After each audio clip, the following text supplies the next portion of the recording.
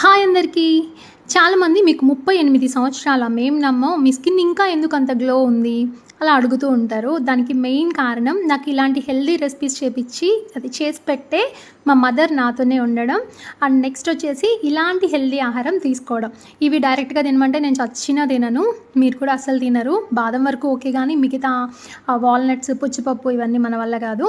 So మా mother ఏం చేస్తారంటే డైలీ నాకు నైటే సోక్ చేసి పెట్టేస్తారు. 10 బాదము లేకపోతే 15 బాదము, వాల్నట్స్ ఒక 3-4, తర్వాత పుచ్చిపప్పు, పొద్దుతిరుగుడు పప్పు, గుమ్మడి పప్పు, వీటితో పాటు మనం నువ్వులు వేసుకోవచ్చు, పిస్తా, జీడిపప్పు అన్నీ యాడ్ చేసుకోవచ్చు, ఖర్జూరం కూడా.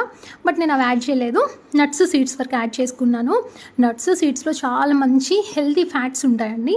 తర్వాత క్యారెట్ ఆవిరి మీద ఉడికించాలన్నమాట. అంటే డైరెక్ట్గా వాటర్లో వేయకండి, పచ్చిది వేయకండి. కింద వాటర్ పెట్టేసుకొని ఒక బౌల్లో క్యారెట్ వేస్తే ముక్కలు కట్ చేసి చక్కగా ఇలా ఆవిరి మీద ఉడికేస్తుంది. తర్వాత పాలు యాడ్ చేసుకోండి. పాలు కూడా మంచిదే, కొంతమందికి పడకపోవచ్చు. అలా పడలేదు అనుకుంటే direct water, cooling water, ice cubes అలా వేసుకొని కూడా మీరు గ్రైండ్ చేసుకోవచ్చు.